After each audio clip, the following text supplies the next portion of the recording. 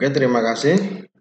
Pada pertemuan kedua ini masih berkaitan dengan memahami metode estimasi biaya.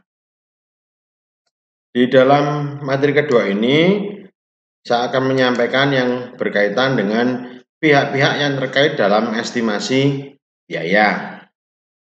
Pihak yang terlibat atau terkait dalam proyek adalah orang atau lembaga atau badan yang terkait dalam kegiatan proyek tersebut.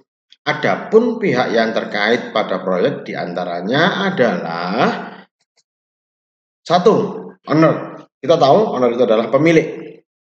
Adalah pihak pemberi tugas atau pihak ini yang nantinya sebagai pemilik suatu bangunan yang akan dibuat. Nah, syarat owner itu sendiri itu memiliki tanah, memiliki dana atau modal, memiliki surat keputusan otorisasi bagi prinsipal ya.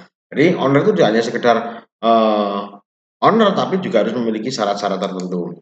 Yang kedua, konsultan adalah ahli yang bertanggung jawab untuk mewujudkan keinginan dari owner yang akan menjadi kenyataan. Nah, konsultan itu terdiri dari ada konsultan perencana, ada konsultan pengawas. Yang ketiga adalah kontraktor atau kalau orang-orang menyebutnya itu dengan pemborong ya. Itu adalah pihak yang menerima tugas dari owner yang mewujudkan fisik bangunan di lapangan atau dalam artian sebagai pelaksana pembangunan proyek. Yang keempat, supplier atau pemasok adalah lembaga atau individu yang selama proyek berlangsung berperan sebagai pemasok atau pemberi bahan atau alat bagi proyek. Contoh, pabrik batako, perusahaan pembuatan baja, ready-mix, dan yang masih ada lagi yang berkaitan dengan pemasok bahan atau alat. Yang kelima adalah badan pemberi izin. Badan yang secara hukum memberikan izin pelaksanaan pembangunan proyek tersebut. Contoh, itu adalah Dinas Pekerjaan Umum atau DPU ya. Yang keenam, instansi terkait, yaitu instansi pemberi fasilitas sebelum dia dan sesudah proyek dikerjakan. Contohnya PDAM, PLN ya, dan lain sebagainya. Yang ketujuh, lembaga yang terkait. Nah, lembaga keuangan baik yang memberi bantuan dan pemberi pinjaman modal. Contohnya BPD ya atau perbankan itu ya, itu adalah lembaga yang terkait.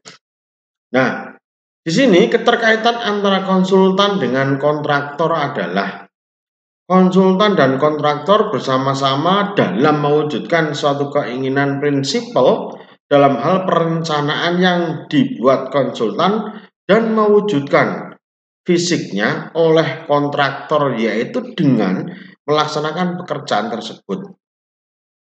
Di samping saling koordinasi dan kerjasama dalam pelaksanaan maupun pengawasan, mereka juga mendapatkan haknya dari prinsipal, yaitu honorarium sebagai atau sesuai dengan ketentuannya. Jadi di sini tidak hanya sekedar tidak keterkaitan. Jadi memang ada keterkaitan antara konsultan dengan kontraktor ya.